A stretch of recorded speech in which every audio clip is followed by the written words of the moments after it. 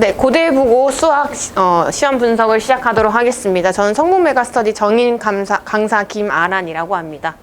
보면 이제 제가 준비한 목차는요, 고대부고 수학 출제 경향을 분석할 거고요. 그다음 주요 문항들 같이 보면서 어떻게 출제되는지 한번 보겠습니다.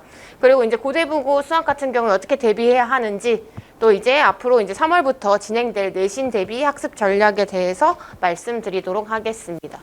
우선 저는요, 좀 특별한 좀 이력이 있어요. 그래도 개성고 교사를 한번 해봤기 때문에 이제 성북 지역이 어떻게 수학 문제가 출제가 되고 또 학교 선생님들이 어떻게 출제하는지 조금 알고 있다. 요런 게 조금 더 저에게는 메리트가 있다라고 말씀을 할 수가 있겠습니다. 그래서 한번 참고해서 보시고요.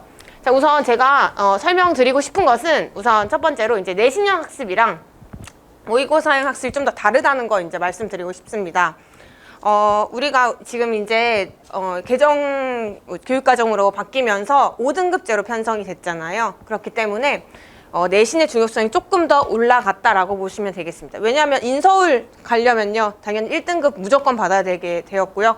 특히나 이제 1등급 당연 디폴트로 받아야 되면서 이제 모의고사까지 이제 고득점을 받아야지만이 이제 조금 내신 학생부 종합 전형 또 혹은 교과 전형까지 조금 더 이제 유리해질 수가 있다라고 이야기할 수가 있겠습니다. 그래서 내신형 같은 경우에는 이제 50분 동안 이제 압축적인 범위 내에서 저희 순간 집중력을 발휘해서 문제를 좀 풀어야 되는 경향이 있고, 이제 모의고사 같은 경우에는 수능 모의고사 연습이라고 보시면 됩니다. 그래서 30문항을 100분 동안 풀어내야 되면서 이제 뭐 쉬운 문항 빨리빨리 풀어내고 어려운 4점짜리 문항 위주로 맞추는 연습을 좀 해야 된다라는 거 보시면 되겠습니다. 그래서 사실 살짝 범위들이 다르기 때문에, 공부하는 방식이 다르기 때문에 내신 같은 경우에는 바짝해서 나올 수 있는 부분이 있어요. 그래서 그런 것들을 연습하는 것이 이제 수학학원에서 내신 대비를 하는 것이고요. 그 자료 같은 거를 이제 강사들이 제공하면서 고대부고에 맞게 공부를 아이들을 시킬 예정입니다. 자, 보시면요, 이제 살짝 글씨가 조금 이렇게 됐는데 한번 참고로 조금 그건 유의해서 봐주시고요. 이제 보통 이제 아이들 공부를 시킬 때 이제 학생들이 뭘 알고 있는지, 뭘 모르고 있는지에 대해서 철저하게 알고 있어야 됩니다. 그래서 자기 자신을 좀 알아야 되면서 또 메타 인지가 이루어져야 되는 거거든요. 그래서 처음에 자신이 뭘 모르는지 알아야 되면서 이제 개념까지 안 다음에 이제 기본 유형설을 한 번씩 보는 겁니다. 그래서 익히 알고 있는 뭐 센 수학 문제집, 마플 시너지 같은 문제집을 이제 완독을 해야 되는 상황이 왔고요. 근데 여기까지가 다 됐다, 오답 정리까지 완벽하다 그러면 이제 심화 유형으로 들어가게 되는 겁니다. 그래서 이런 5단계 절차를 이제 거쳐가지고 학생들한테 제가 공부를 시키고 있는데요. 특히나 이제 학생들한테 수학 문제를 풀 때 어떻게 이제 생각하는 힘이 좀 기를 수 있을까? 뭐 어떻게 하면 이 수학 문제의 알고리즘을 좀 풀 수 있는 생각을 들 수 있게 할까라는 그런 고민을 아이들한테 가르치면서 공부를 시킵니다. 보통 이제 보시면 다음 보시면 서술형 공략법이라고 나와 있는데, 서술형 같은 경우에는 고대부고는 사실상 한 문제에 10점짜리로 이루어져 있습니다.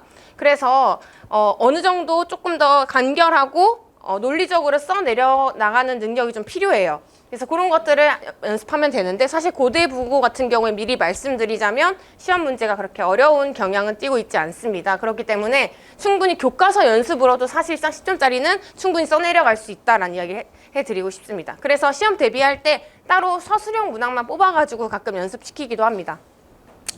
그래서 그거 보시면 될 것 같고, 이제 제가 권장하는 것은 이제 세 권의 문제집을 한 번씩 푸는 거, 요거 말고 저는 한 권의 문제집을 최소 두 번은 풀어보라 이 얘기를 하고 있습니다. 왜냐하면 처음에 한 번 문제집을 완독을 하잖아요. 그리고 아이들한테 오답 문항을 체크하게끔 시킵니다. 그래서 오답 문항을 딱 한 번씩만 더 풀어봐도 고등학교 수학에서는 모든 유형들이 지속적으로 반복이 되기 때문에 좀 더 효과가 있다라고 보시면 되겠습니다. 특히나 연산 능력이 받쳐주지 않는 친구들은 내신 학습에서 불리할 수밖에 없어요.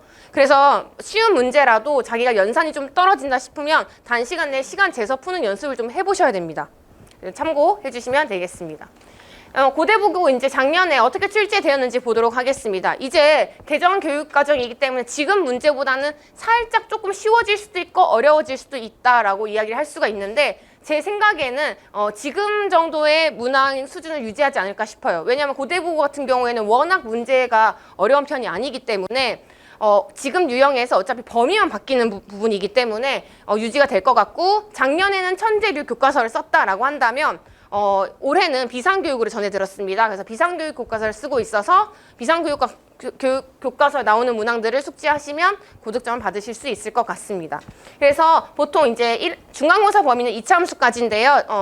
올해도 마찬가지로 작년과 똑같이 2차 함수까지 진행이 될 것으로 예상이 됩니다. 그래서 보시면요. 사실상 상 문제가 하나 10점이라고 되어 있지만 얘는 서술형이었고요. 서술형 문제는 사실 교과서에서 나온 내용을 응용했기 때문에 사실 상이라고 할 수는 없습니다. 중상에서 끊긴다라고 생각하시면 되고요. 보통 중난이도, 중하 난이도에서 실수하지 않는 부분, 그 부분으로 고득점을 노려보시면 될 것 같고, 중상 부분의 문제집도 사실상 어느 정도 자신이 한 문제집을 좀 심한 유형서를 좀 풀었다라고 하면 충분히 풀어낼 수 있는 문항들입니다. 그래서 딱 2문제 정도만 어려웠고 나머지는 사실상 평이했다라고 이야기할 수밖에 없습니다. 그래서 이런 거 한번 보시면 될 것 같고요. 보시다시피 서술형이 1, 2번 마지막 문항에 걸쳐서 그냥 10점으로 표기가 되어 있고, 나머지 문항들은 뭐 3점대 중반에서부터 이제 뭐 가장 조금 어려운 중상 문항들은 2문항으로 뭐 한 15번, 16번에서 나타났다라고 보시면 되겠습니다. 한번 문항들이 어떻게 나왔는지 한번 보도록 하겠습니다. 우선 제가 제 중간고사 기출 문항에서 많이 연습시켰던 부분들이 그냥 그대로 출제가 되었었고, 이 부분들은 어느 유형서든 나오는 부분들이고 그냥 조건 정도 선생님께서 변형해서 내셨다라고 보시면 되겠습니다. 그래서 이런 부분들은 학생들이 자기가 공부를 할 수 있었다면, 스스로 공부하는 능력이 있다면 이런 문항들을 한 번씩 접해봤을 거라서 어렵지 않은 부분이었을 것입니다. 두 번째 보시면요, 얘도 마찬가지입니다. 이 문항도 마찬가지인 게 얘는 이제 신상어 교과서 문제를 똑같이 변형을 하셔서 내셨습니다. 고대국어는 아까 보다시피 천재류 교과서를 따른다고 했는데 선생님들께서 이제 다른 교과서 조금 참고해서 내셨나 봐요. 그쵸? 그래서 요런 문항들이 있구나 해서 교과서 수준의 문제로 살짝 숫자만 변형, 도형의 위치 정도만 변형을 해가지고 문제를 냈습니다. 그래서 사실 열심히 변형을 하셨다라고 하기에는 좀 단순 변형이 많다 라고 평가를 드릴 수 있겠습니다. 요 문제 같은 경우에는 유형서 중에서도 살짝 조금 어려운 부분의 문항인데요. 특히 이제 Z제곱이 의미실수란 조건이 많지만 이제 그거 대신에 이제 뭐 Z는 Z바와 같다 뭐 이런 식으로 주는 것들은 제가 가르치는 부분이기도 하고 이 정도는 사실 중수준의 아이들은 모두 다 숙지하고 있는 내용이었습니다. 그래서 그냥 그대로 있는 내용을 변형을 했다라고 보시면 되고요. 학력평가 모의고사 문항에서 숫자만 살짝씩 바꿔서 거의 비슷하다고 볼 수 있죠. 그죠? 그래서 그거 이렇게 변형이 이루어졌다라고 보시면 되겠습니다. 특히나 이제 가장 많은 배점을 차지했던 이제 서술형 문항인데요. 보시다시피 선생님께서 이제 마지막 배점을 10점으로 표기하셨더라고요. 그래서 이 10점으로 보시면 실생활과 연계된 문제인데 보통 교과서에서 뭐 생각해보기 해가지고 나오는 장들이 있거든요. 이제 거기서 숫자 변형을 해서 내셨다. 혹은 또 이제 또 뭐 제 문제집에서 이런 문제들 열심히 연습시켰으니까 풀어봐라 했을 때 풀 수 있었다라는 내용입니다. 그래서 요 문항들 비교했을 때 같은 맥락으로 흐름을 담고 있다. 그래서 그냥 교육과정에 있는 내용을 충분히 숙지했으면 풀 수 있는 정도의 수준이다라고 보시면 되겠습니다. 변별력 있는 문항을 말하라 라고 한다면 여기 나와 있는 요 17번 문항입니다. 그래서 마지막 문항 같은 경우에 학력평가 문항 가지고 와서 숫자들만 변형을 해서 나타냈고요. 학생들이 어려울 법한 요소들 다 집어넣어서 복잡하게 변형된 것을 알 수가 있습니다. 그래서 요 한 문항이 변별이 됐을 것 같고요. 나머지 부분들에서는 50분 동안 실수를 하는지 안 하는지 그런 부분이 지금 좌우하기 때문에 그 부분을 잡아야 되는 것이었고, 또 사실 지금 고등학교 수학 시험에서의 목표는 1등급이잖아요. 그쵸? 근데 하지만 이제 부동의 1등급 유지하려면 솔직히 만점을 받는 것도 저는 가능하다고 생각이 들어서 고대국어 같은 경우에는 자신이 좀 더 꼼꼼히 공부한다면 사실 만점도 도달 가능한 시험 난이도라고 보시면 되겠습니다. 그래서 제가 개성고 있을 시절에서 때는 고2였거든요. 고2 담임이었는데 고2 때는 평균이 제가 43점 맞췄습니다. 43점 냈고 그때 애들이 많이 울기도 했어요. 네, 많이 울고 여학생들이 좀 울고 했는데 그렇게 맞춰야지 아무래도 등급이 1등급부터 9등급까지 갈리기 때문에, 그리고 논란의 여지 없이 내야 되기 때문에 그렇게 신경 써서 내야 됐는데 지금 고대고 같은 경우에는 그냥 배운 거 숫자 변형 정도의 수준이다라고 보시면 될 것 같고, 이걸 넘어서 사실 상위권 같은 경우에는 수능 위주의 학습을 무조건 해야 된다라고 보시면 되겠습니다. 그래서 고득점 있는 문항들만 봐도 결국 학력평가를 변형했기 때문에 이제 수능을 같이 동시에 1학년 때부터 준비해 본다. 수능에 대한 사고로 좀 시작을 한다라고 보시면 되겠습니다. 그래서 이제 대비를 하자면 이제 같은 내용들이 반복이 되는데요. 이제 성북권역 지역의 학교들은 보통 난이도가 중상 정도 됩니다. 사실상 뭐 신일고도 중상? 중 정도의 난이도고요. 좀 어려운 학교를 얘기해봐라라고 하면 중앙고 정도? 정도고 고대부고 같은 경우에는 교과서 변형 문제 위주, 학평 변형 문제 위주이기 때문에 사실상 까다롭진 않다. 하지만 결국 수능이 결국 우리가 대학을 갈 수 있는 부분에 좌우하기 때문에 수능 준비와 함께 병행해서 공부를 해야 된다라고 말씀드리고 싶습니다. 그래서 이런 것들은 이제 참고적으로 한 번씩 보시면 되고요. 이제 고득점을 위해서 이제 심화 유형의 난이도 있는 문항들을 조금 살펴봐야 된다라는 거 보시면 되겠습니다. 그래서 이제 아이들을 어떻게 이제 제가 요즘 관리를 하고 있느냐, 이제 3월부터 시작되는 관리 내용에 대해서 한번 자세하게 말씀드리도록 하겠습니다. 자, 우선 이제 저는 지금 이 교재로 수업을 하고 있어요. 그래서 조금 얇은데 학평 기출을 조금 담아놓은 채로 아이들한테 연습을 시키고 있습니다. 공통 수학 1 부분에 있는 교재인데 이 교재 가지고 이제 진행을 하고 있는데요. 이 교재에 사실 제가 몇 가지 팁들을 제가 스스로 써놓은 것들이 있어요. 그래서 이런 식으로 제가 뭐 지금은 요 예시니까 하나 가지고 왔는데 이 문제에서 뭐가 어려운지, 뭐가 쉬운지 그런 것들을 지금 하고 있거든요. 특히나 지금 A반 위주로 제가 수업을 하고 있는데 A반 학생들한테는 처음부터 개념을 막 쉬운 연산을 시키는 것이 아니라 여태까지 봤을 때 어려운 거, 취약 유형 위주로만 다루고 있기 때문에 학생들이 지금 만족해하면서 수업을 듣고 있어요. 그래서 이런 것들 참고해 주시면 될 것 같고요.